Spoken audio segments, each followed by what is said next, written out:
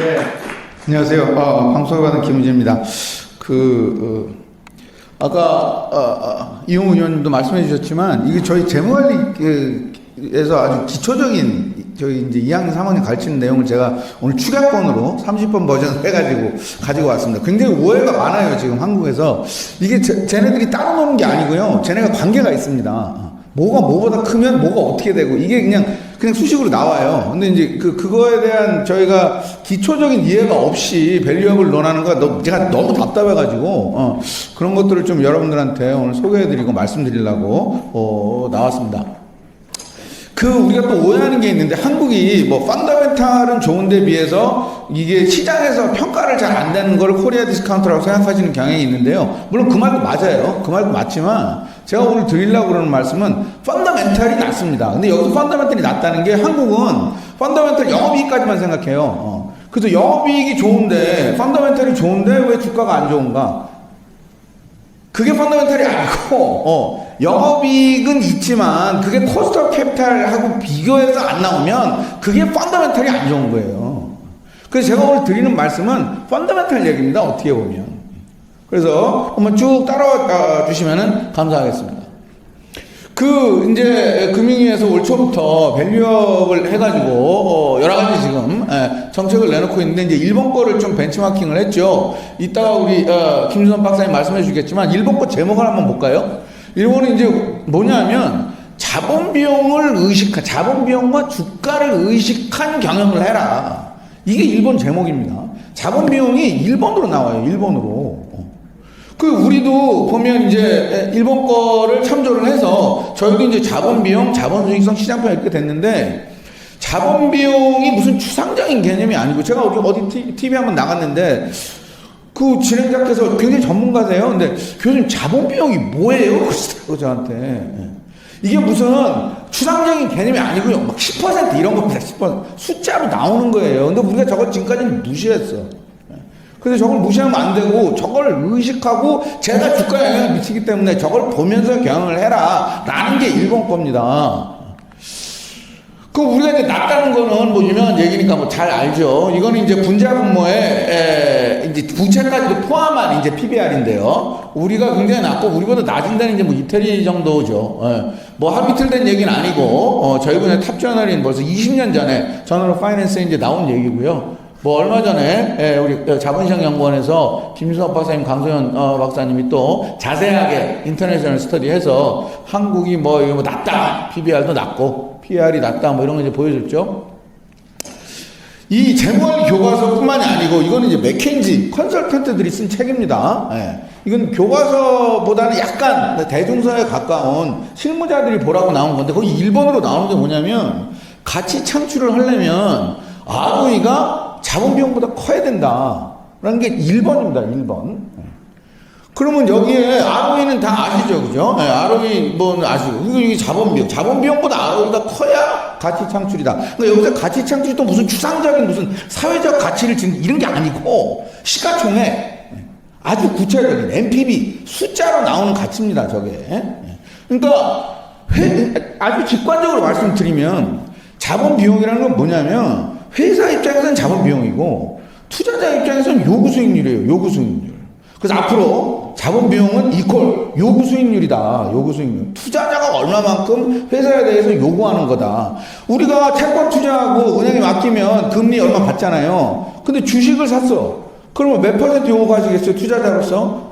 금리보다 더 받아야지. 뭔가 더 위험하니까. 그죠? 그럼 지금부터 대략 10% 머릿속에 플러스 마이너스 한 2% 해가지고 대략 한 8%에서 12% 정도 차이다. 이 정도 숫자로 감이 있으셔야 돼요. 대한민국의 주식에 대한 자본 비용은 뭐 한 8% 언저리, 10% 언저리 뭐 이 정도 생각하시면 됩니다.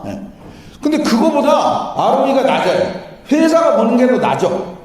그러면 이게 난 요구 수익률이 막 말하면 8% 10%인데 회사는 재투자 해봐야 4% 5%밖에 못 벌어요. 그러면 주주들한테 요구 수익률을 맞춰주려면 오늘 주가가 낮을 수밖에 없어요. 그래야 싼 가격의 주식을 사야 요구하고 있는 8% 9%를 맞춰주지. 지금 그런 상황입니다. 지금 대한민국이. 아주 간단한 겁니다. 머릿속으로.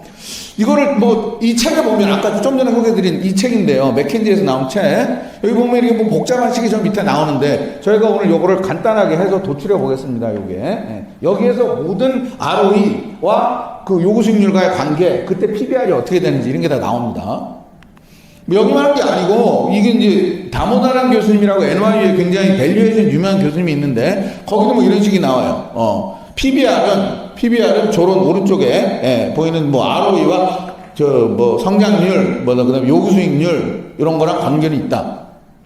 저거를 저희가 도출해 보겠습니다.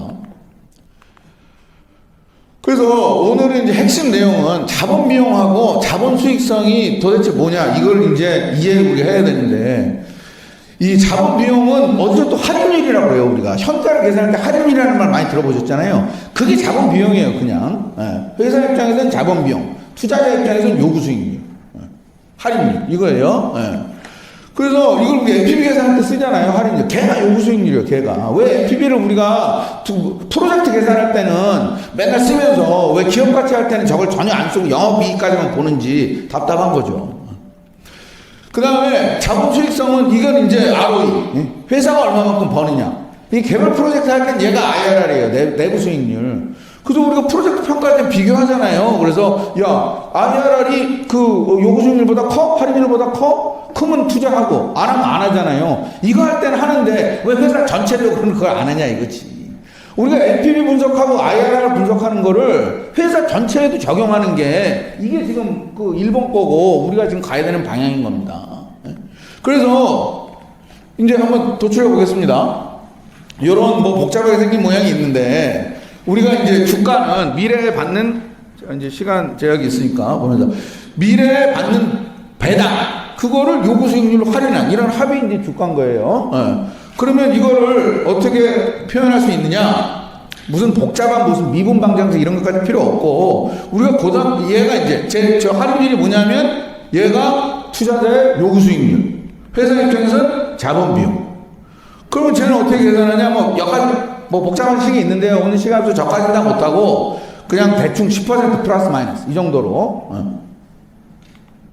그럼 쟤는 이걸 어떻게 도출할 수 있냐고 고등학교 때 배운 등비수열을 그냥 하면 됩니다. 등비수열. 얘가 그냥 딱 등비수열이기 때문에 등비수열의 합은 어떻게 된다? 1 공비분의 총합 이런 거 있잖아요. 저기다가 저 각각 넣으면 돼요. 여기서의 공비는 저 X, 1 플러스 R분의 1 플러스 G. 얘가 공비고 총합은 저거고. 그래서 저걸 갖다 때려 넣으면 이런 식이 나오는 겁니다. 이런 식. 그러니까 뭐 이거를 뭐 복잡한 게 아니고 아주 직관적으로 현재 주가는 미래에 나오는 배당 그거를 우리 요구 수익률하고 개 성장률 이거의 함수로 이렇게 쓸 수 있는 건데요. 그러면 여기서 또 저 G는 뭐냐? 저 G가 이제 성장률인데 얘는 ROE하고 내부 유보를 얼마나 하냐에 따라서 결정돼요. 이건 직관적으로 생각하면 야 ROE가 15%인데 이걸 다 배당했어. 그럼 회사는 성장해요, 안 해요? 안 하지. 다 배당하니까. 다 나가버리니까. 그럼 빵. 성장률. 근데 ROE가 15%인데 100% 유보했어.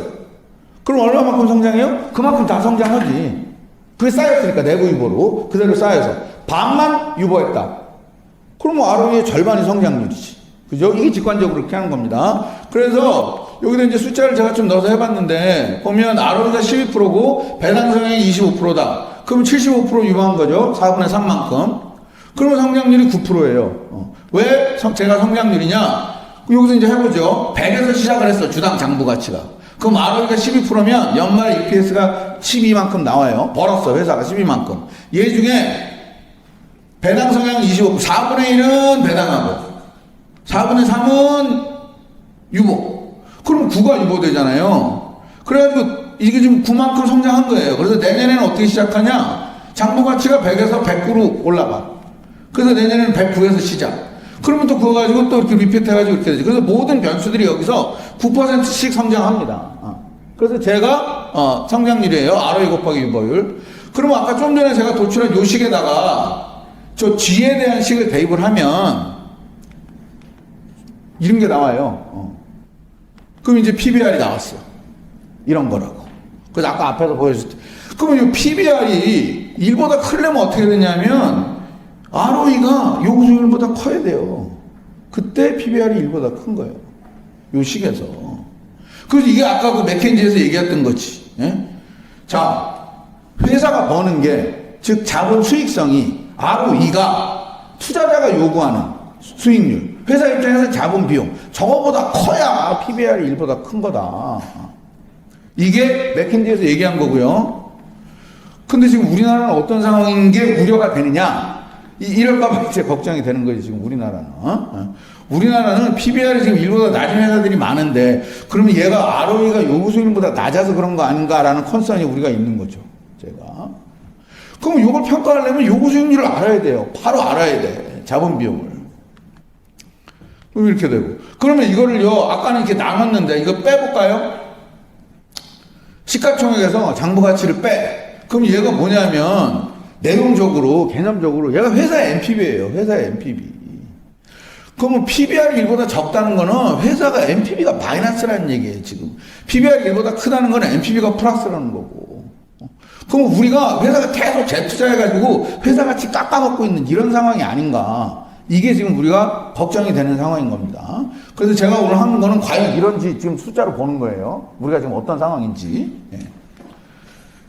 자, 일본은요, 이거를 굉장히 명시적으로 다 설명을 해놨어요. 일본 거를 보면. 자, 일본 걸 보면, 야, PBR이 1보다 적다는 거는 회사가 수익성이 자기네 자본 비용보다 낮을 가능성이 있는 것이다. 그러면 니네가 저걸 보고 평가를 해서 그럼 앞으로 할 건지, 앞으로 어떻게 할 건지를 만들어내라. 그러니까 무슨 계획을 내라는 거의 출발점이 너네 지금 자본 수익성하고 자본 비용하고 비교해봐라. 이게 1번이에요. 이게 1번. 거기서부터 시작을 해야 된다.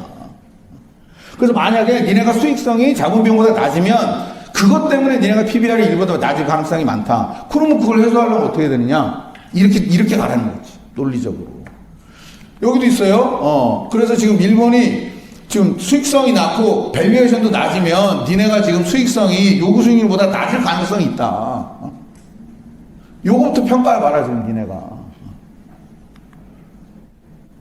좀 이따 우리 김준호 박사님이 더 자세히 설명해 주시겠지만 제가 김 박사님 거에서 갖고 온 건데요. 자, 일본은 뭐냐? 투자자 관점에서 경영해라. 투자자 관점에서. 니네가 이제. 그래서 일본이 자본 비용을 파악을 해라. 투자자 관점에서. 그러니까 투자자 관점에서의 자본 비용이라는 거는 요구 수익률이에요. 주식 투자를 했는데 내가 몇 %를 요구를 하고 있는가, 여기서. 그리고 그 요구 수익률은 당연히 배당 플러스 캐피탈 게인으로 구성이 되죠. 그 일본도 이걸 저거 전혀 신경을 안 쓴 거예요, 지금까지. 그러다가 10년 전부터 거버넌스 계약하고 그러면서 야, 이제 이런 거에 신경 써라, 너네가. 그리고 이게 내용적으로는 보면 행동주의 펀드가 이제 요구하는 거랑 비슷한데, 일본이 부러운 건 뭐냐면요, 일본이 총리가 외국 투자자 만나요. 그냥 막 해지 펀드를 만나. 그래서 우리가 이런 거 하고 있으니까 너네가 우리 믿고 이제 해라, 이거지. 일본은 이미 이제 돌아갈 수 없는 강을 건넜다 그럽니다. 외국 투자자들 표현에 의하면. 가버려가지고. 자본 비용. 근데 나는 이제 일본은 이제 이런 거거든요. 이걸 의식해. 너네가 지금까지 자본 비용을 전혀 안 받는데 이제 좀 봐라. 회사가 누구 거냐. 주가를 보면서 경영하고 자본 비용을 인식하고 경영해라. 이게 일본 거의 핵심인데. 근데 이게 어떻게 보면 너무나 당연한 건데. 아니, 재무관리에서 기업의 목표가 뭐예요? 기업 가치 극대화. 밸류업이 기업 가치 극대화라는 거예요. 근데 그걸 뭘 인센티브를 주고, 뭘 페널티를 주고, 그런 게 좀 답답하지, 사실은. 일본은 그런 거 없습니다. 원래 너네가 해야 되는 건데, 전혀 안 했으니까, 이제는 그걸 좀 의식하면서 해라. 이런 거예요. 그 일본은 이게 또 계속 나와요. 자본 비용과 주가의 그걸 의식하면서 해라. 그럼 어떻게 하면 이걸 하느냐? ROE를 높이기 위해서는 뭐 R&D를 한다든지 이런 거. 그래서 이거는 ROE의 분자 상승한 얘기고, 자, 그 다음에 또 다른 방법은 배당 또는 자사주 매입을 통해 주주에게 환원되는 수익을 높여주는 것입니다. 저게 왜 중요하냐면요. 여러분들 지금 그냥 행동주의가 막 나와가지고, 야, 니네 현금 많으니까 우리한테는 환원해. 이 정도가 아니고요. 아까 그 식에서 ROE가 뭐예요? 이익 나누기 자기 자본이잖아요. 근데 우린 자기 자본이 너무 무거운 거예요. 분모가. 기계적으로 우리가 자본 비용이, 그러니까 그 ROE가 낮은 이유 중에 하나는 우리가 계속 돈을 버는데 싸. 그래서 부개피티가 계속 무거워져. 그래서 ROE가 낮으니까 그래, 가볍게 해라. 가볍게. 그러니까 지금의 자사주 매입 및 환원은 ROE 산식에서의 분모를 좀 가볍게 해라는 취지도 있는 거예요. 단순하게 그냥 현금 많으니까 주주들한테 환원해라 이게 아니고. 그러니까 일본도 그런 회사들이 많다는 거지. 현금 많고, 현금이 많은데. 그럼 우리가 지금 ROE가 어느 정도 수준이냐. 제가 이거 보기도 전에 이미 10년 전부터 이런 기사들이 나왔어요. 주로 이제 증권회사 쪽에서 자본 비용을 의식을 하니까 이런 기사는 증권회사 쪽에서 나옵니다. 보면 ROE는 12%를 정점으로 계속 쭉쭉쭉 떨어지고 있고, 코스트 캐피탈은 9%대, 뭐 10%대, 뭐 8%대, 뭐 이렇게. 그래서 우리가 주주 요구 수익률을 밑돈다는 거지. 계속 떨어지고 있다. 자, 요거는 한 5년 된 건데요. 이거는 매경에서 나온 건데, 여기는 아쉽지만 자본 비용 얘기는 없어요. ROE 얘기만 있습니다. ROE 얘기만 있지만, ROE가 떨어진다라는 얘기를 하고 있어. ROE가 떨어진다. 떨어지는 이유는, 여기서는 뭐 이익이 줄어들고, 근데 현금을 쌓아놓고, 투자 안 한다. 그래서 분모는 커지고, 분자는 작아지고. 이익이 과연 줄어들까? 제가 이거 궁금했어요. 그러면 ROE가 떨어지는 게 이익이 줄어들어서 그런 거냐? 아니면 분모가 커져서 그런 거냐?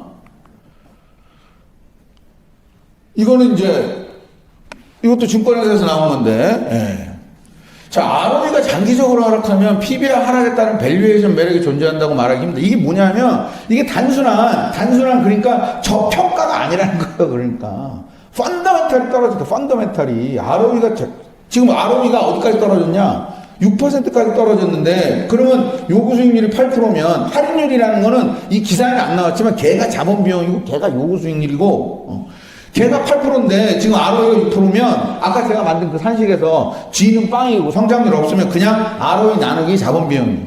그래서 PBR이 0.75까지 떨어진다. 이거는 진짜 이거 펀더멘털이 너무 좋은데, 아니 펀더멘털이 ROE인데, ROE가 펀더멘털이잖아요. 그러니까 이건 펀더멘털이 안 좋아진 거예요. 평가가 안 좋아진 게 아니고. 이게 걱정인 겁니다, 지금. 한국이. 이제 제가 이제 보기 시작했어요. 야, 정말 우리가 ROE가 어떻게 얼마나 떨어졌냐. 이건 애그리게이트 숫자입니다. 아까 기사랑 일관되게 예전에 우리가 2000년대 초반만 해도 10% 이상을 상회하다가 지금 이제 쭉쭉쭉쭉 떨어져가지고 어디까지 떨어졌냐. 이제 5%까지 떨어졌어요. 이게. 이렇게 계산해도 그렇고, 그러면 PER하고 PBR 쪽에서 보면 PER은 뭐 그냥 고만고만한데 PBR이 떨어져요. PBR이 떨어지고, 요거 이제 좀 딴 방식으로 ROE 계산해 본 거고요. ROE를 계산해 보면 역시 2000년대 초반에 15%까지 갔다가 점점점 떨어져서 이제 5%로 떨어집니다. 그래서 제가 깜짝 놀란 건 이거예요. 이거 좀 써주세요. 기자분들. 자, 이거 보세요. 이거 물론 이제 이거는 개별 회사를 본 건 아니고 이제 평균적인 숫자만 본 겁니다. 근데 우리 상장 기업의 평균 이익은 그냥 뭐 고만고만해 좀 늘어요. 좀 늘어. 근데 뭐가 기하급수는 아니지. 아니 리니어리 올라가요. 평균 자본이 올라가. 제가 자기 자본. 그럼 저는 이거 어떻게 해석하냐면, 야, 회사들이 벌어 고만고만 옛날만큼. 근데 그걸 계속 쌓는 거예요. 계속. 그러니까 무거워져. 북에퀴티가. 그리고 북에퀴티는 계속 올라가고, 이익은 매 기간마다 그만큼 벌고. 그 환원을 안 하니까, 그러니까 ROE는 계속 기계적으로 낮아지는 거지. 그러니까. 이게 제 해석입니다. 반면 애플은 자사주를 무지하게 많이 사죠. 그리고 미국은요, 소각할 필요가 없어요. 자, 미국 다 소각한다고 생각하면 소각 아니고, 미국은 그냥 사는 시점에서 시청에서 빼버립니다. 없는 거예요, 자사주는 미국은. 회계적으로도 없고 재무적으로도 없으니까 걔네는 소각이 의미가 없어요. 아무도 소각 안 봐. 미국 사람 소각 얘기를 안 해. 구글에서 캔슬레이션 쳐보세요. 안 나오지. 왜냐면 의미가 없어. 매일 시장을 바로 시청에서 빼버리니까 걔네는. 없는 거라. 그럼 이거 하면서 ROE는 100% ROE가 부럽습니다, 진짜. 그러면 아까 우리 그 식에서 이게 이제 어떻게 되냐면 PBR 또는 PER하고 이 ROE와 요구 수익률의 관계가 어떻게 되냐? 여기 지금 보면 이 밑에 K라는 게 이게 잘 안 나오네요. 여기 약하게 여기 밑에는 빨간 게 나오는데 여기로 가면 안 나오네요. 이렇게. 여기로 가면 안 나와. 이게 아니고, 잊어버려서 그런 모양인데, 저 K가요, K가 요구 수익률이에요. 12%. 12% 요구 수익률, 자본 비용. 걔는 고정. 그 다음에 ROE를 변단을 막 시켜요. 10에서 12, 14까지.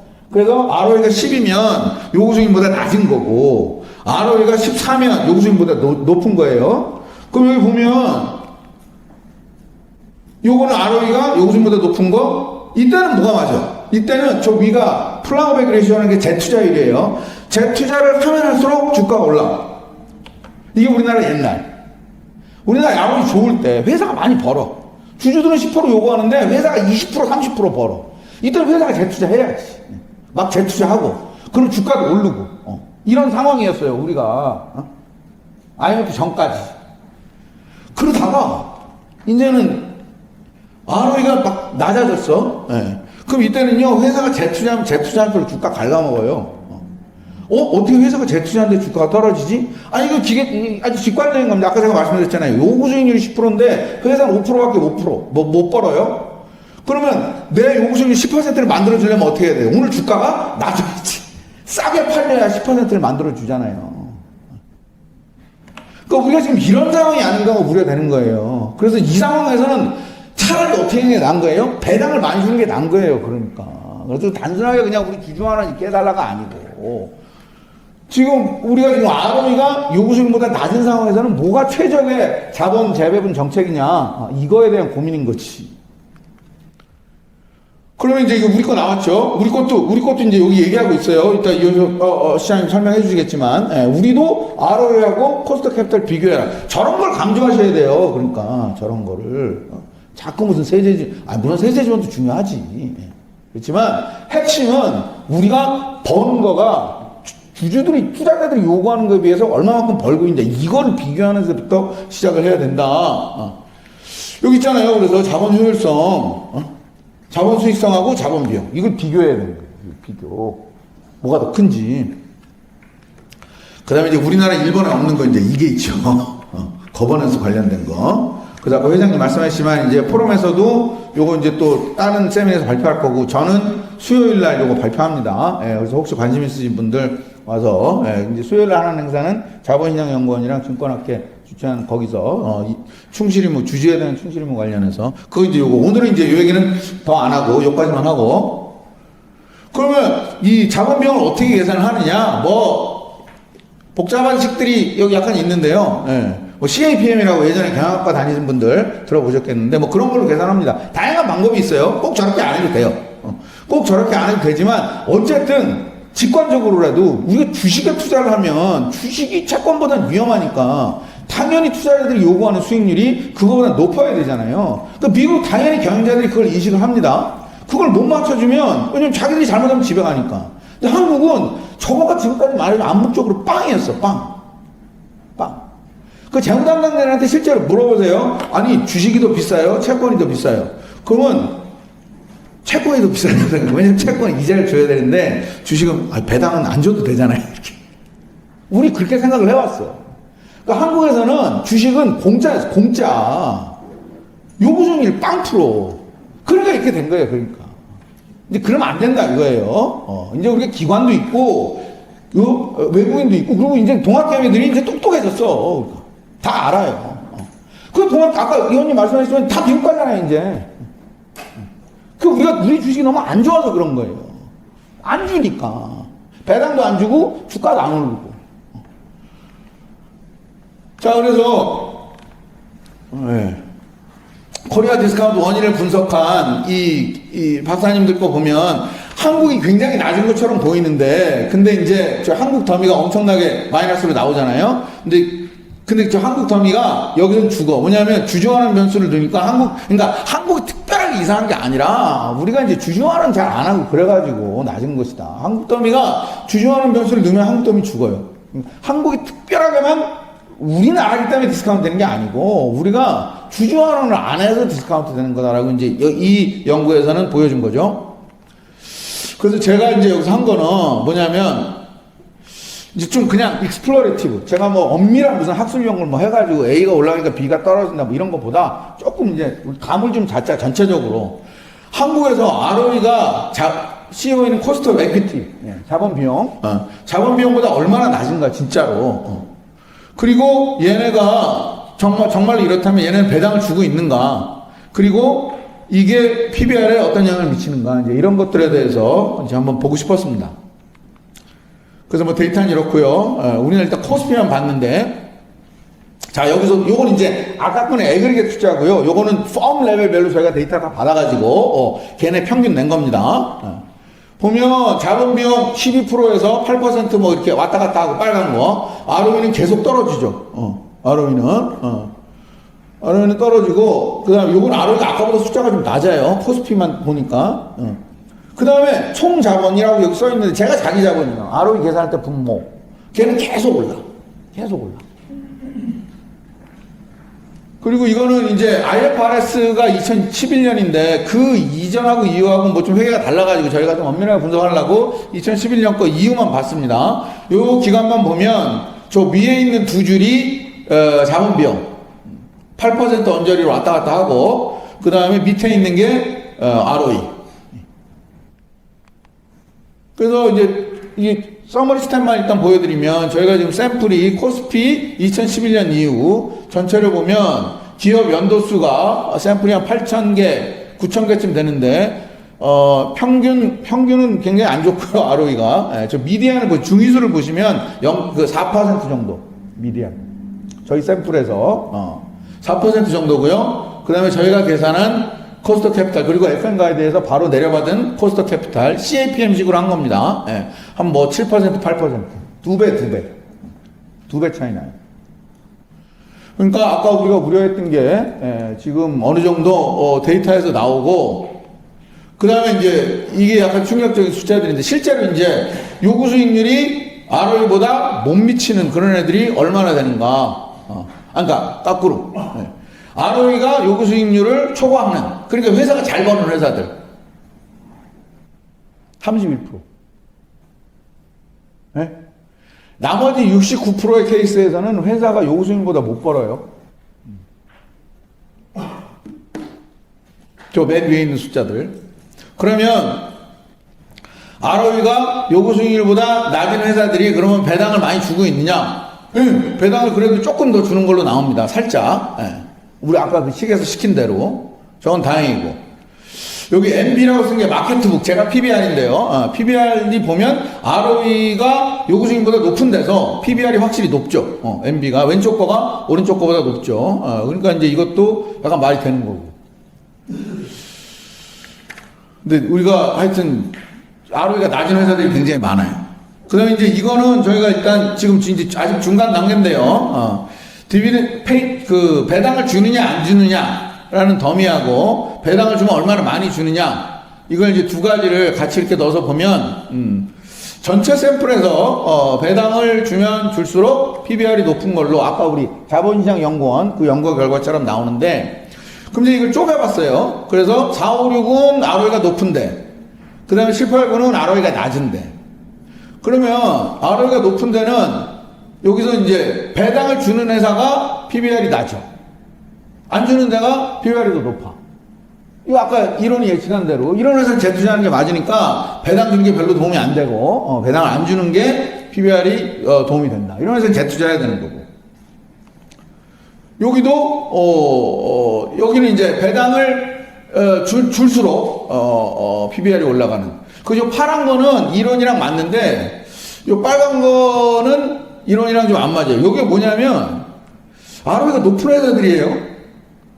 근데 여기도 배당을 많이 주면 줄수록 PBR이 높아. 그러니까 이게 아까 제가 얘기한 이론이랑은 좀 안 맞는데 이건 그러면 어떻게 설명해야 되느냐? 또 다른 이론들이 있습니다. 그래서 여기는 뭐냐면 우리나라처럼 투자자 보호가 좀 안 좋은 나라에서는 이게 일종의 레퓨테이션 메커니즘처럼 될 수 있다. 그래서 얘네가 배당을 계속 줘야 투자자들이 이 회사가 괜찮은 회사구나 그래가지고 나중에도 또 자본 조달을 할 수 있고 그러기 때문에 우리나라 같은 데서는 실제로는 재투자하는 게 유리함에도 불구하고 배당을 줘가지고 일종의 시그널링을 막 이렇게 하는 회사들 그런 게 영향을 미칠 수 있다는 거죠.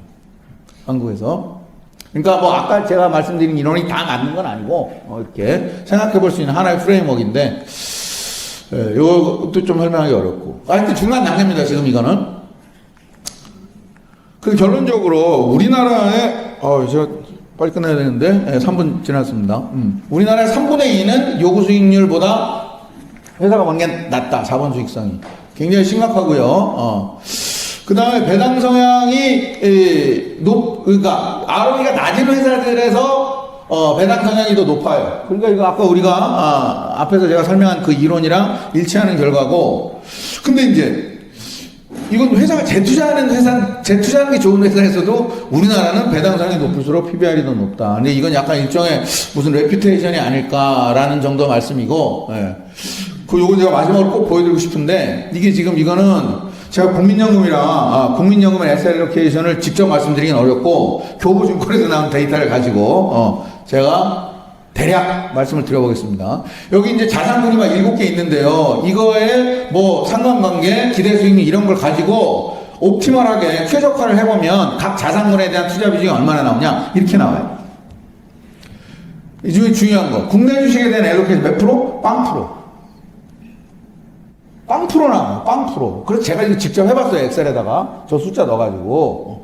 그래서 실제로 해보면 저 W2라는 게 국내 주식입니다. 그러니까 실제로 7개 넣어서 해보면 누구만 사냐 하면 밑에 그림 보시면 해외 주식하고 국내 채권만 살아요. 저 이피션 프론티어에서. 나머지는 다 죽어.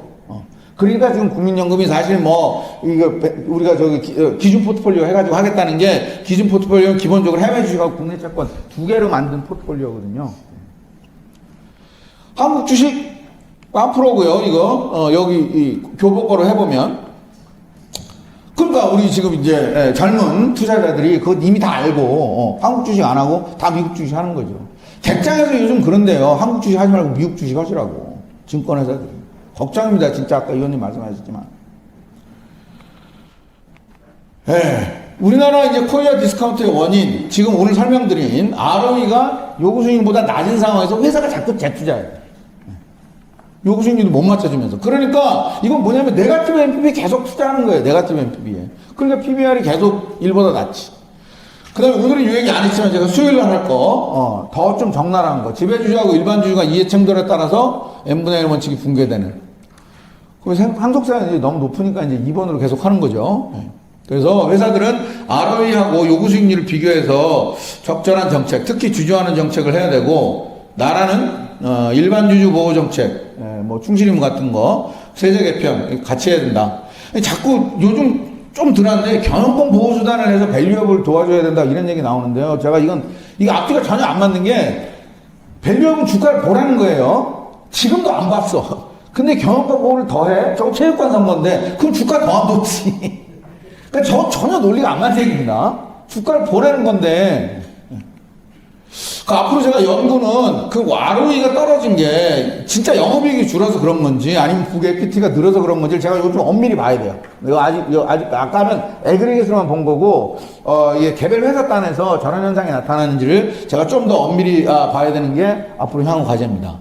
일단 여기까지 말씀드리고 5분 초과해서 죄송합니다, 회장님. 이걸로 마치겠습니다. 감사합니다. 우리 김 교수님 강의 들으니까 어이구 이게 뭐 학기 말입니다. 다음 주부터. 그래서 이제 학생들 요즘 공부할 때인데 야 이게 난이도가 되게 있구나. 근데 너무 그 의미가 있는 그 시사점이 있는 주제 발표였고요. 오늘 이제 세 분 말씀하는데 이제 마지막에 저희가 조금 그 플로어에 질문하실 수 있는 시간을 드리고자 하니까 가급적이면 한 10분 정도 그러니까 임팩트 있게 좀 해주시면 감사하겠습니다. 먼저 우리 이호섭 실장님 먼저 말씀 주시고 그 다음에 우리 김준섭 연구위원님 그 다음에 이제 마지막으로는 우리 뭐 대표적인 상장사인 포스코에서 한영아 상무님께서 좀 기업들이 느끼는 그런 그 관점에서 말씀을 좀 주신다 그러니까 그 순서로 하겠습니다. 안녕하십니까. 자본시장연구원 이호섭입니다. 이렇게 귀한 자리에 초청해 주셔서 감사합니다.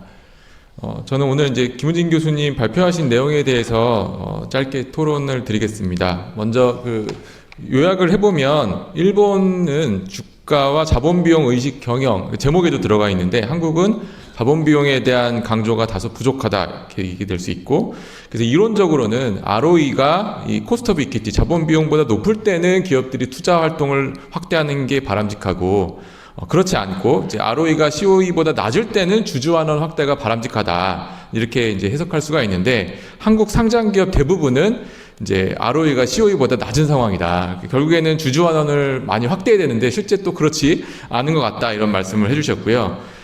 궁극적으로 그럼 ROE가 왜 낮으냐 했더니 순이익이 증가하지 않는 것도 이유일 수 있지만 근본적으로는 자기 자본을 쌓아두는 게 주된 문제이다 이렇게 말씀을 주셨고, 실증 분석 결과를 보면 이제 ROE가 COE보다 낮은 기업들은 뭐 배당 성향을 넓히지만 그렇지 않은 기업들도 배당 성향을 넓히는 조금 이론하고는 잘 안 맞는 결과가 나왔다. 그리고 마지막으로 이제 정책 제언을 주셨는데요. 그래서 기업들은 이제 자기 자본 비용, 이 COE를 정말 고려해서 ROE와 COE를 비교한 다음에 뭐 적절한 주주 환원을 할 것인지 아니면 투자 활동을 할 것인지 그렇게 의사결정을 해야 되는데 그렇지 않다. 이 문제를 이제 기업들이 인식해야 된다라는 것이고, 정부는 일반 주주 보호 그리고 세제 개편 이런 것들을 제대로 추진해야 된다 이렇게 말씀을 주셨습니다. 저는 이제 여기에 더해서 제가 그 밸류업 지원 방안 그 가이드라인 작성 그리고 지금도 자문단에 참석을 하고 있는데요. 이걸 만들면서 좀 회고를 말씀을 드리려고 합니다. 먼저 2월에 이제 처음으로 저희가 밸류업 지원 방안을 발표했을 때는 교수님 말씀 주신 것처럼 자본 비용이라는 이 거래소가 발표한 핵심 요약에도 그 내용이 빠져 있습니다. 그래서 저희가 이제 많은 질타를 받았고, 또 개인적으로 또 교수님께도 여러 국민경제자문회의나 이런 데서 의견을 주셔서, 회장님도 마찬가지고요. 그래서 이제 저희가 이 최종 그 가이드라인에는 이 표로 요약을 했는데, 여기 보면 원래 당초 이제 전날까지만 해도 이렇게 딱 비교표로 이게 빨간색으로 오른쪽에 나와 있는데, ROE가 COE보다 높을 때는 신규 투자를 증대하고 그렇지 않을 때는 주주환원을 확대해라 이렇게 해서 저희가 구체적으로 나갔는데, 이제 마지막 날 이렇게 되면 기업들이 딱 이것만 보고 좀 오해를 할 수가 있으니까 조금 순화해서 나가자고 해서 순화해서, 그럼에도 불구하고 하여튼 ROE와 그 COE의 비교 부분을 이제 강조해서 저희가 발표했다라는 점을 다시 한번 말씀드립니다. 그리고 여기에 더해서 이제 ROE랑 COE를 비교하려면 어떻게 COE를 계산하느냐, COE의 계산을 한 페이지 반 정도를 자세하게 넣어놨는데요. 그 박스로 설명을 드리면 요구 수익률, 그러니까 이퀴티 프리미엄이라는 것에다가 베타를 곱하고 무위험 이자율을 더해서, 그래서 이제 보통 베타가 뭐 1에서 2 정도 사이쯤 됩니다. 기업들이요. 그래서 평균 한 1.5라고 하고, 그 다음에 무위험 이자율 대비 기대 수익률이 한 4에서 5% 정도 된다고 합니다. 그러면 베타에다가 그 리스크 프리미엄을 곱하면 6% 정도가 되고, 앞에다가 이제 무위험 이자율 한 4% 정도 다시 더하면 한 10% 정도 내외가 이제 우리나라가 되게 됩니다. 그래서 이제 이렇게 코스트 오브 이퀴티를 기업들이 직접 그렇게 어렵지 않게, 이 베타도 나와 있고요. 요구 수익률 한 4에서 5% 정도 쓰면 되니까 손쉽게 구할 수 있다라는 겁니다. 이렇게 해서 저희가 이제 가이드라인을 드렸는데, 일본은 그러면 이 ROE 그리고 COE를 왜 강조하게 되었고, 그것들이 강조하게 돼서 어떠한 일이 발생했는지를 한번 보겠습니다. 이게 그 일본 상장 기업의 ROE와 PBR의 추이인데요. 보시면 2012년 전으로 이제 ROE가 그 4.8%가 찍힙니다. 일본 상장 기업이. 이때부터 이제 아베노믹스 때부터 해서 ROE와 COE에 대한 강조를 여기저기서 많이 하게 됩니다. 그렇게 해서 쭉 지속적으로 ROE가 상승하면서 자연스럽게 이제 PBR, 이 파란색 선이죠. 우리 일본도 우리나라랑 PBR이 1로 비슷했었습니다. 2010년도 전까지만 하더라도. 지금은 그런데 많이 이제 주가가 상승한 모습입니다. ROE도 한 12%까지 이제 상승을 했고요. 이렇게 됐던 여러 가지 요인들이 있는데, 저는 10년 전에 그 이토 구니오 교수님께서 마치 이제 여기 김우진 교수님 같이 일본의 유명한 그 경영대학교 교수님이신데, 이미 10년 전에 일본 대장성으로부터 연구 용역을 의뢰해서 그 일본의 경제 상황을 분석하는데, 거기에 중요한 표들이 나오는데, 하나가 이제 ROE를 진단합니다. 그리고 또 하나 진단하는 게 바로 그 당시에 코스트 오브 이퀴티를 진단합니다. 코스트 오브 이퀴티를 다양한 이제 측도를 진단하고 ROE도 진단을 하는데, ROE 보면 일본이 그 당시에 주요 대비해서 현저히 낮다. 5% 정도밖에 안 되고, 문제는 자기 자본 비용은 높다라는 거죠.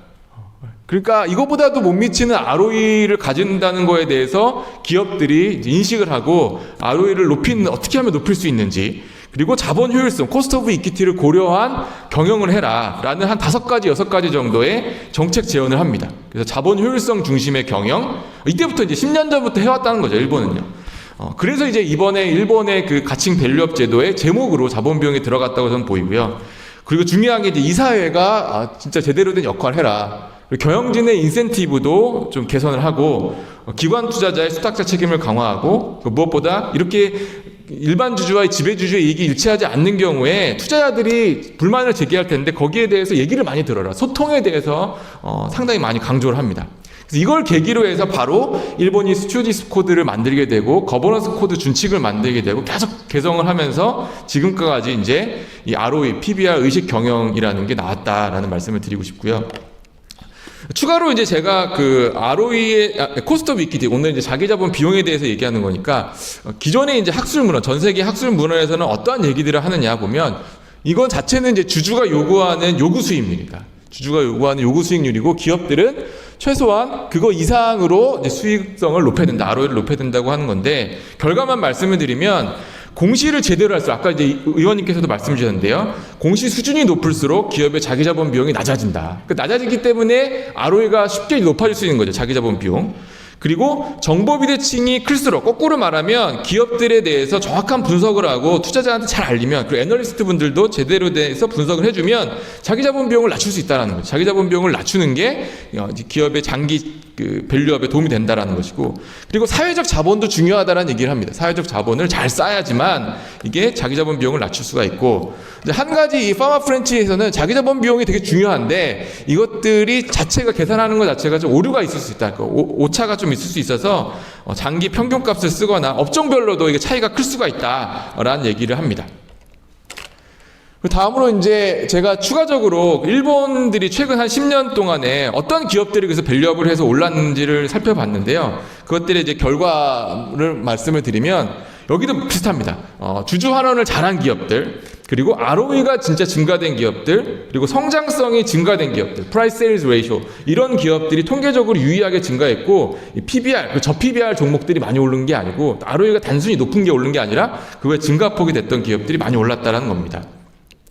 그래서 이제 코리아 디스카운트 얘기를 하는데 통상 코리아 디스카운트를 다양한 방식으로 정의를 합니다. 본질 가치, 기업이 가지고 있는 본질 가치 대비 저평가되는 게 코리아 디스카운트가 아니냐라고 정의할 수도 있고 다양한 방식으로 정의할 수 있는데 이거 자체도 문제죠. 이게 PBR인데. 근데 저는 본질적으로는 교수님께서도 얘기하셨지만 본질 가치를 높이는 노력도 중요하다는 거죠. 본질 가치를 어떻게 높이느냐? 바로 수익성, 성장성, 이 저 PBR 문제를 다 해소해야 된다. 그래서 이 기업 가치를 결정하는 다양한 요인들, 수익성, 성장성, 주주환원, 지배구조, 투자자 기반의 팩터들을 한번 제가 분석을 해서 정리를 해보았는데요. 보시면 과거 일본과 한국이 비슷했습니다. 수익성도 낮고 성장성도 낮고 주주환원도 비슷했는데 일본은 많이 개선이 됐습니다. 근데 한국은 여전히 부족하다. 특히 이제 지배구조 측면에서 보면 일본이 한 5년 전에 우리랑 비슷했습니다. 순위가 8, 9, 1을 왔다 갔다 했는데 일본은 2위까지 올라왔고 우리는 여전히 낙후되어 있다. 투자자 기반도 열악하고요. 그래서 이제 팔러시 임플리케이션으로 이 교수님께서도 말씀을 주셨는데 이 밸류업도 이제 제대로 성공을 해야 되는데 근본적으로는 뭐 지배주주와 일반주주의 이익이 불일치되는 문제를 해소해야 되고 여기서는 이제 뭐 수요일날 공청에서도 얘기를 하겠지만 이사 충실 의무 대상에 주주를 포함하는 게 중요하다. 근데 저는 여기서 하나 좀 강조드리고 싶은 게 이 회사법의 모태에는 회사법이 나온 지가 얼마 안 됐습니다. 전 세계적으로요. 회사법의 모태는 영미 신탁법에 나와 있고 신탁법에서 이제 회사법이 나오고 자본시장법이 쭉 발전을 하게 된 건데 신탁법의 정의를 보면 신탁이라는 것 자체가 수익자 이익을 위해서 수탁자에게 믿고 맡기는 계약이라고 합니다. 그 수익자라는 거는 회사로 비교해 보면 주주의 이익입니다. 주주의 이익을 위해서 수탁자에게 경영진에게 이사회에게 믿고 맡기는 것, 피디처리 듀티를 부여한 것이고요. 그래서 이제 저희가 기업 가치 제고에 도움이 될 거라고 판단한 투자 결정, R&D 확대, 증자, M&A 등에 대해서는 뭐 설령 주가가 하락하더라도 그거에 대해서 뭐 이사에게 책임을 묻자는 게 아니고 지배주주의 사익을 추구하거나 아니면 일반 주주의 이익을 침해하는 행태들, 뭐 과거에 비상장 기업을 통한 일감 몰아주기나 뭐 대주주 지배력 강화를 위한 뭐 제3자 배정 이런 것들에 한해서 제대로 안 되게 하는 그 이사 충실 의무 대상에 주주를 포함하자라는 이야기입니다. 그 외에도 뭐 세제 개선, 그리고 장기 기관 투자자 수요 기반 확대, 그리고 저는 이제 상장 기업에 대한 얘기하기를 했는데 보다 중요한 거는 저는 비상장 기업, 스타트업을 육성하는 게 중장기적으로 이 밸류업에 도움이 될 거라고 생각을 합니다. 이상입니다. 안녕하십니까. 저는 KB증권에서 ESG를 담당하고 있는 김준서입니다. 제가 여기 앉아있다는 것 자체가 너무 떨립니다. 왜냐하면 뭐 김우진 교수님도 그렇고 안윤석 박사님도 그렇고 지배구조 관련해서 엄청나게 쟁쟁하신 분들이기 때문에 제가 여기 있는 것 자체도 상당히 자랑스러운 일인데요. 일단 오늘 제가 말씀드려보고자 하는 부분은 사실은 ESG 관점 해법이라기보다는 오히려 밸류업 프로그램의 시즌 2를 보자라는 내용입니다. 사실 결론부터 말씀드려보면 해법은 백투 베이식, 재무 관리를 보자라는 얘기가 되는 부분이고요. 여기에 대해서 조금 살펴보고자 합니다. 사실 이 상황 자체의 가장 큰 화두는 사실 일본이었죠. 일본 같은 경우에 보시는 것처럼 방금도 말씀 많이 해주셨습니다만 2020년대 초반 대비해서 상당히 주가가 많이 올랐는데요. 저희가 사실은 좀 눈여겨봐야 될 부분은 사실은 전 이 포인트라고 생각합니다. 사실 일본 증시가 많이 올랐다라는 포인트에만 주목을 하면 사실 저희가 시사점이 별로 없습니다. 그런데 지금 이 차트를 봐주시면 크게 한 3단계로 이제 국면의 변화가 있었다라고 좀 판단이 되는 부분이고요. 뭐 아시다시피 2023년 초반에 일본 밸류 프로그램 자본 비용과 주가를 고려한 경영을 해라라고 하는 게 어떻게 보면 밸류 프로그램의 효시라고 좀 생각을 하는데, 보시면 그 전후로 해서 페이지 1에서는 상당히 주가가 많이 올랐습니다. 그런데 좀 재밌게도 6월 달부터는 약간 좀 정체되는 국면을 보였고 금년도 초부터죠. 다시 주가가 급변하는 모습을 보였는데요.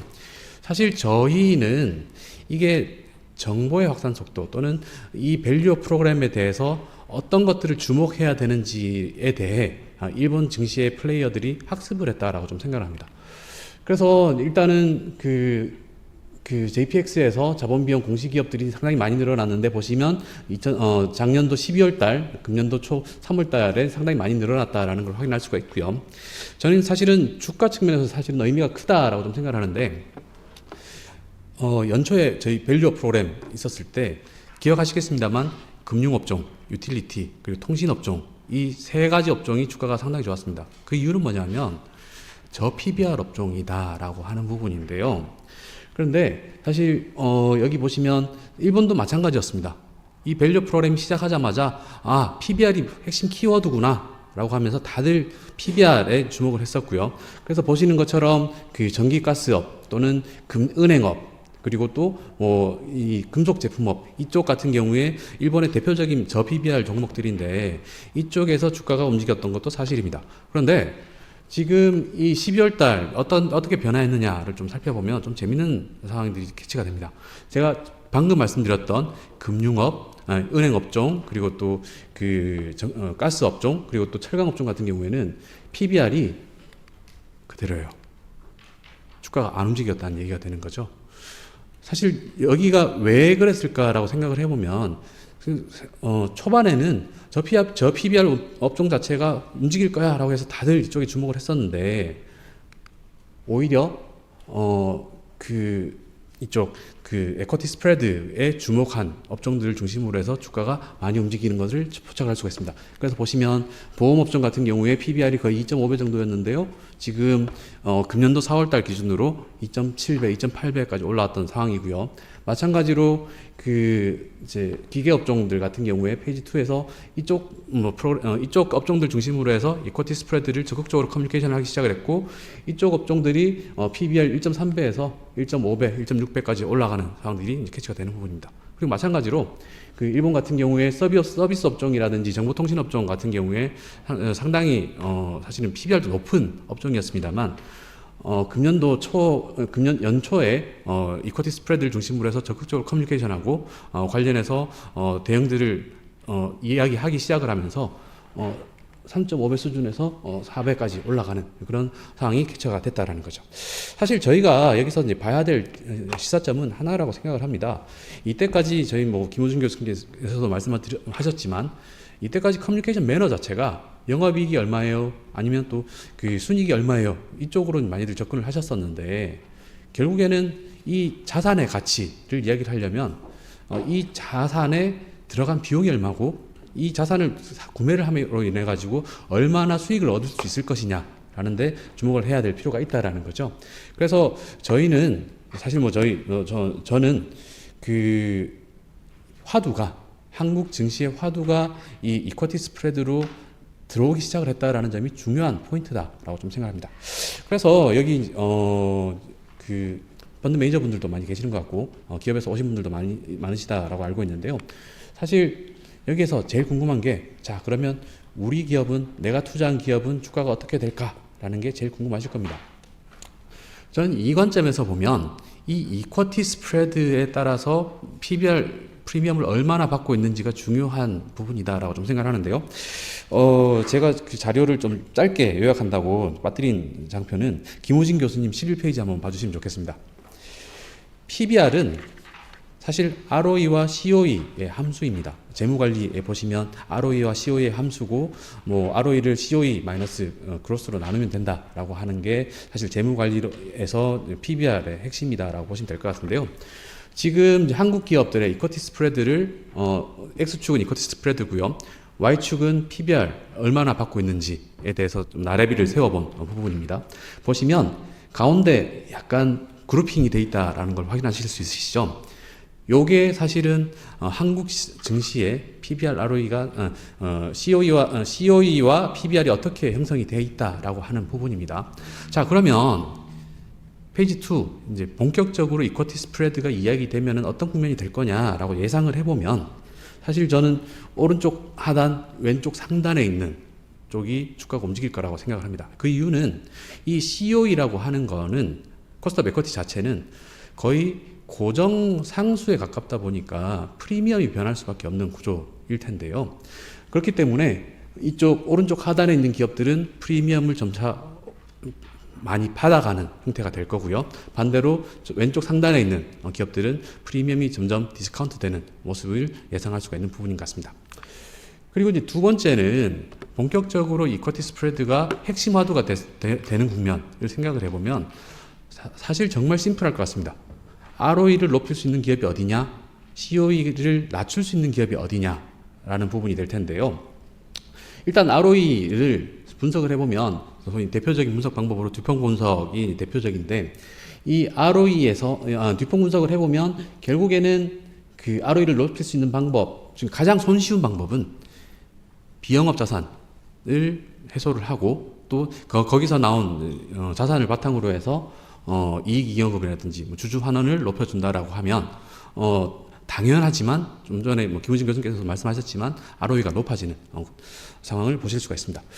그래서 그 일본 같은 경우에는 과연 어땠냐라는 걸 좀 생각을 해보면 살펴보면 JPX가 밸류 프로그램 고성과 사례를 발표한 중에 가장 크게 잘 됐다라고 하는 사례 중에 하나가 중장기 가치 확대를 위해서 사업 포트폴리오 중에서 비영업 자산을 정리하고 이것들을 바탕으로 해서 주주 환원을 극대화한 기업들이 베스트 프랙티스다라고 얘기를 하는데요. 보시면 주가가 작년 연말부터 거의 뿜었습니다. 제가 뿜었다고 표현해서 죄송합니다. 네. 네. 그래서 그 작년 4월 달에 주가 수준을 100포인트라고 생각을 해보면 금년도 4월 달에는 거의 2.5배까지 높아지는 상황을 거뒀고요. 핵심은 이 회사의 지속 가능한 ROE가 이만큼 높아졌다라는 데 있었다라는 부분인 거죠. 그래서 저희 생각에는 그 방금 그 배당이라든지 영업 그 자산 이런 것들을 고려를 해서 그 잉여 현금 흐름 대비해서 배당이 지금 현재는 낮지만 향후에 높아질 수 있는 기업에 주목하면 좋겠다라고 판단하는 부분이고요. 그리고 두 번째는 COE입니다. COE는 저희 이호석 박사님께서 좀 전에 발표하신 거를 좀 참고하시면 좋을 것 같은데요. COE는 베타 곱하기 마켓 프리미엄 플러스 리스크 프리 레이시라고 이렇게 구성이 되어 있습니다. 그 중에서 사실은 COE를 바꿀 수 있는 방법은 별로 없습니다. 그 중에서 가장 핵심, 가장 이제 그 피저블한 가능한 부분은 베타를 좀 낮추는 부분인데요. 이런 것들을 학계에서 이제 조사를 한 바에 따르면 6가지를 가지고 6가지 방안을 쓰면 베타를 낮출 수 있다라고 얘기를 합니다. 그 중에서 저희 생각에는 가장 실현 수단이 높은 부분이 결국에는 투자자와 효과적인 소통이 가장 현실 가능성이 높은 부분이다라고 판단하는 부분이고요. 그래서 이제 다시 일본으로 돌아와서 일본에는 과연 어떤 성과를 거뒀느냐라는 거를 확인을 해보면 마찬가지입니다.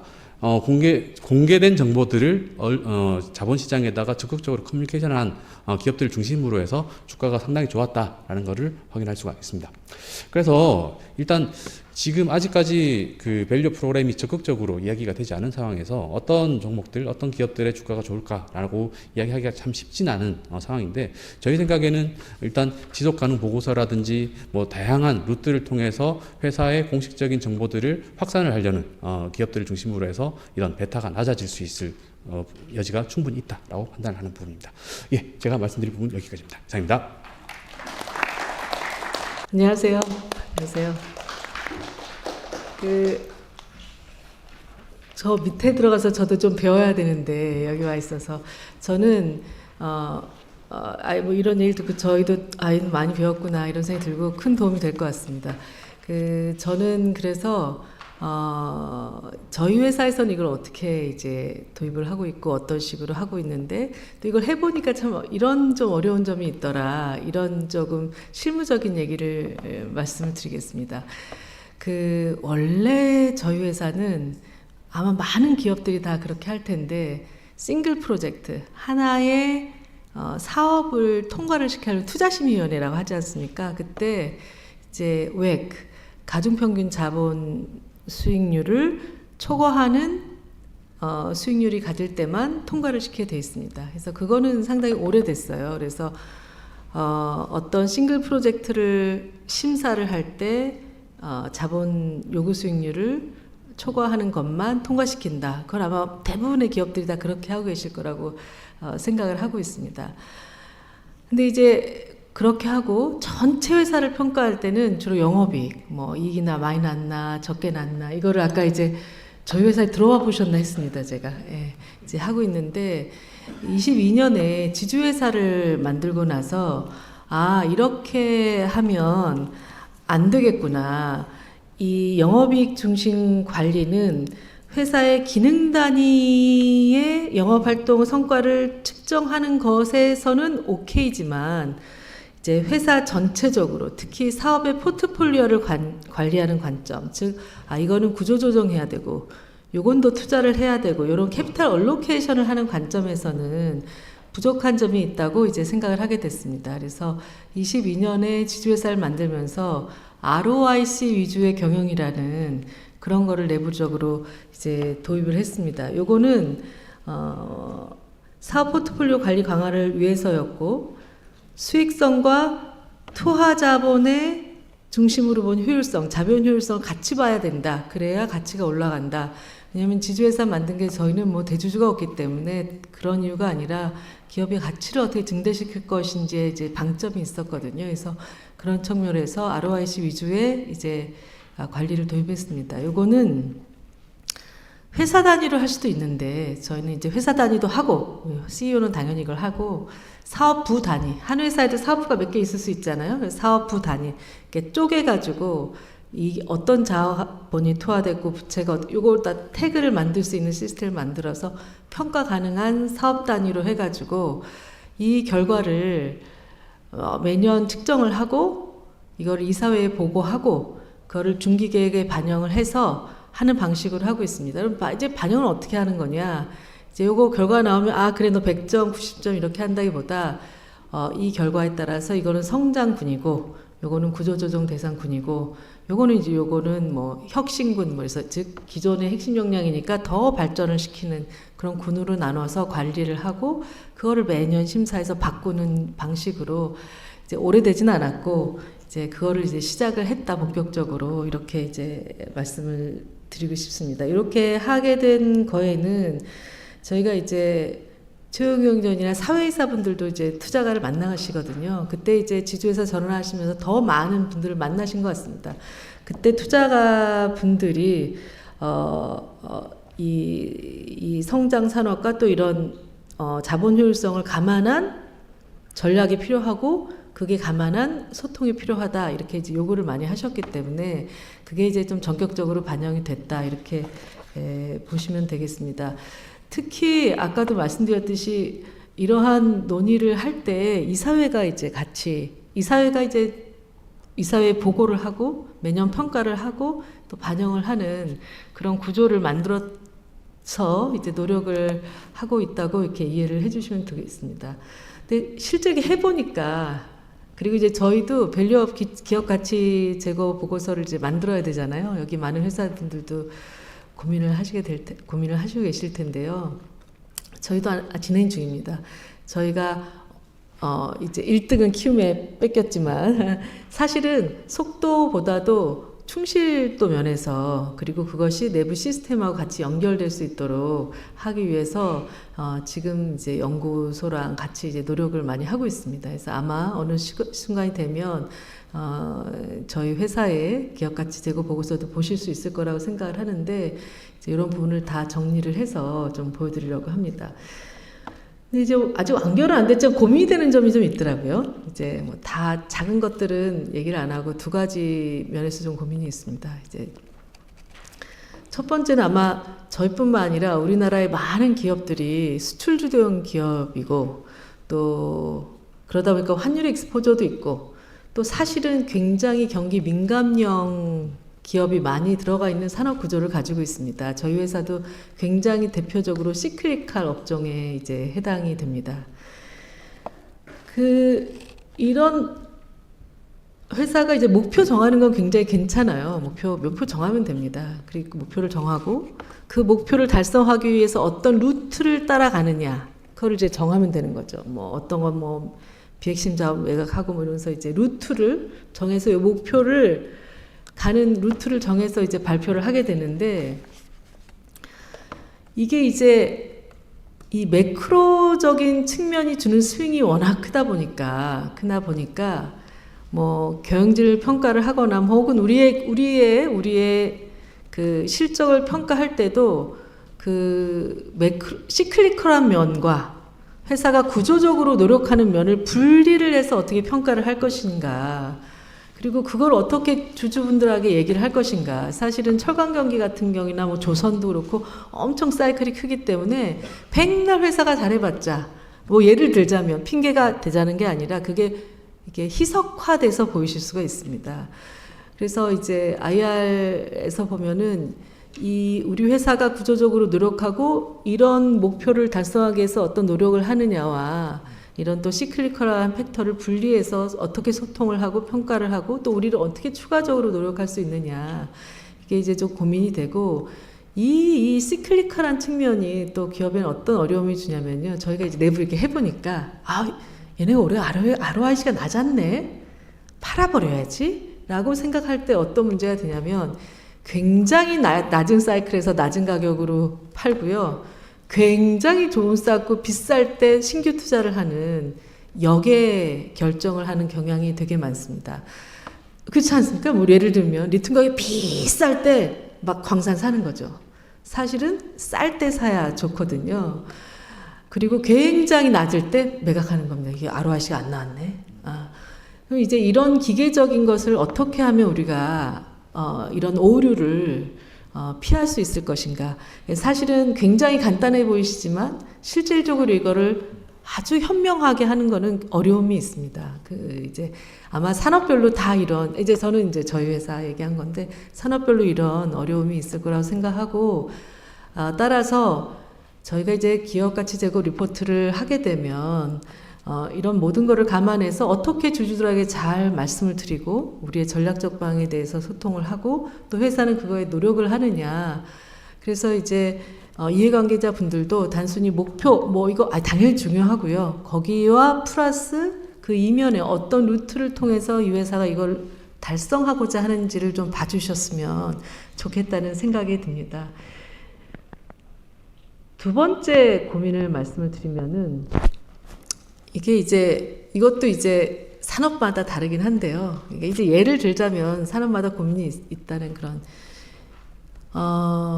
어떤 경우에는 투자 사이클이 굉장히 긴 사이클이 있습니다. 중후장대한 사업 중에. 예를 들면 극단적인 경우에 이제 보통 업스트림 사업에다 자원 개발을 한다. 그럼 이제 저희가 이제 리튬 같은 거 18년도에 아르헨티나에 이제 광산을 샀거든요. 야, 18년에 샀는데 너 이때까지 왜 아직도 그거 생산도 안 하고 있냐 이렇게 생각하시겠는데 이게 이제 광산을 사잖아요. 광산을 하면 이제 막 그 안에 뭐가 들어있는지 막 이제 탐사도 하고요.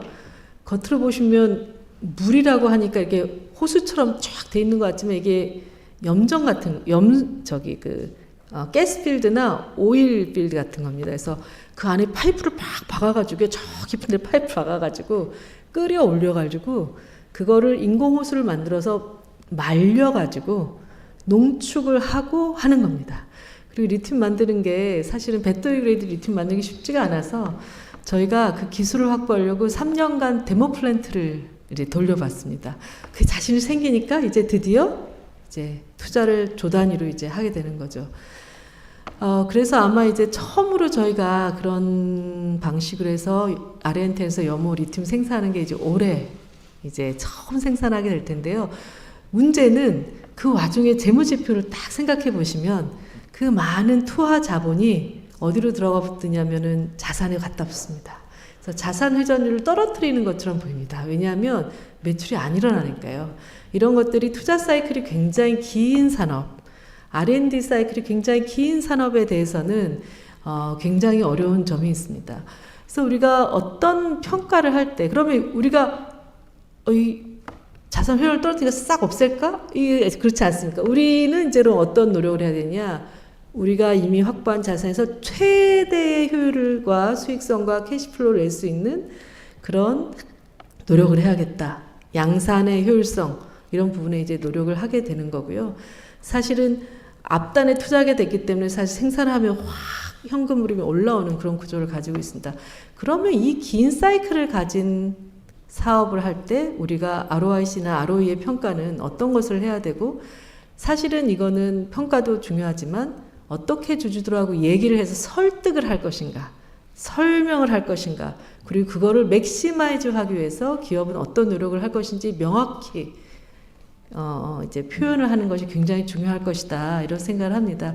제가 생각할 때는 금융시장은 언제나 효율적이고 모든 투자가들은 매우 현명하시기 때문에 우리가 이런 부분에 대해서 잘 소통을 하면 이해를 해주시지 않을까 이렇게 생각을 하고 있고요. 그런 측면에서 단순히 뭐 숫자 딱 내고 뭐 이렇게 하겠습니다 이렇게 하는 것보다 이런 어떤 노력과 전략적 방향의 루트를 기업이 좀 밝힐 수 있는 그런 부분이 있어야 되지 않을까 저희는 그런 부분에 대해서 굉장히 고민을 많이 하고 있습니다.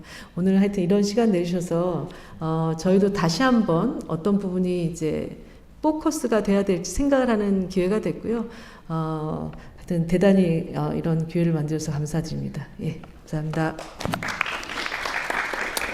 네, 그 포스코가 되게 진짜 고민을 많이 하는 건 느낄 것 같고요.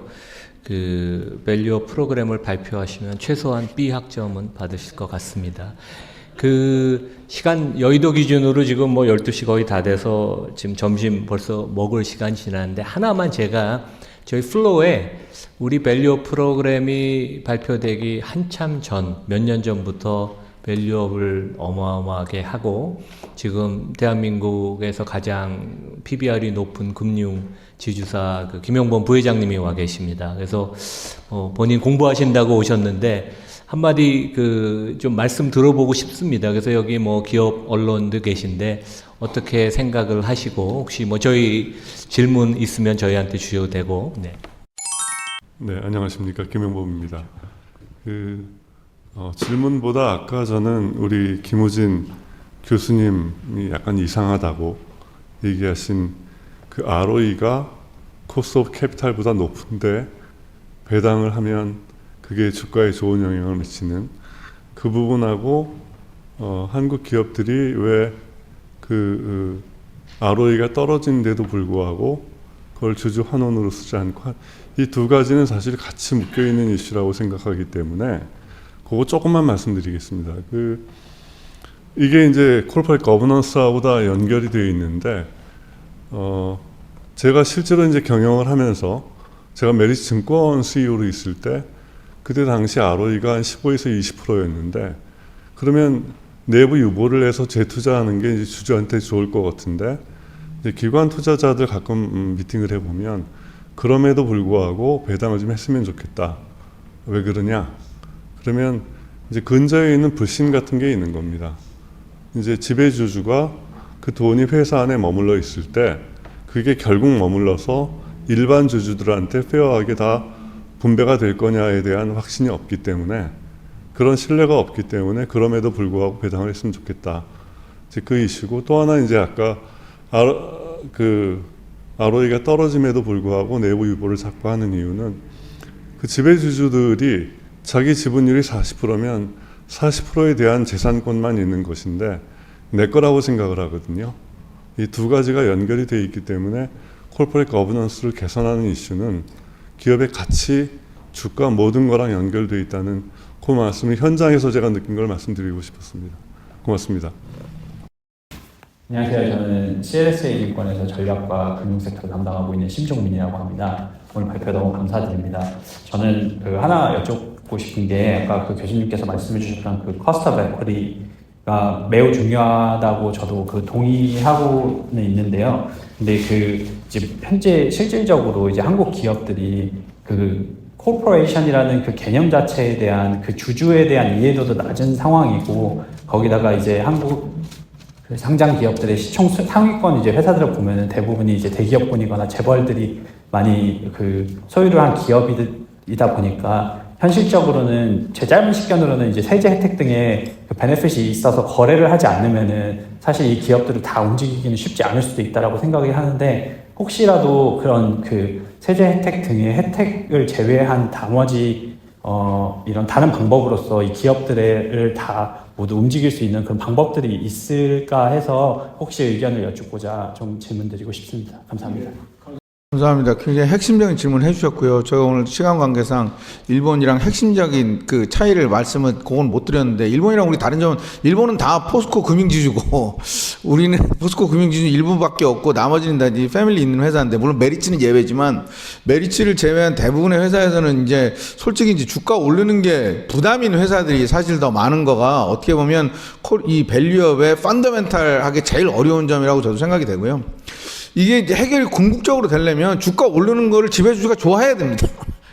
본인도 배당으로 먹고 살아야 되고 본인도 주가 오르는 게 좋아야 되는데, 지금은 포스코 금융지주 빼고는 나머지는 승계가 안 끝난 데서는 그거가 오히려 부담스럽기 때문에 실제로 제게 있는 어떤 분이 저한테 이런 말 하신 분도 있어요. 친한 분인데, 교수님 주가 오르면 뭐가 좋아요? 이게 경영진의 솔직한 심정이에요, 지금 대부분. 그거를 어떻게 우리가 근본적으로 해결할 것인가. 물론 이제 세제 이슈도 있고, 상속세 이슈도 있고, 그 다음에 이제 주주에 대한 충실 의무, 이런 것들이 같이 가면서 궁극적으로 채찍과 당근으로 지배주들이 주가 올리는 게 좋고, 우리는 배당으로 먹고 살아야 되겠구나라는 아주 롱텀으로는 그렇게 가는 수밖에 없지 않나, 생각이 됩니다.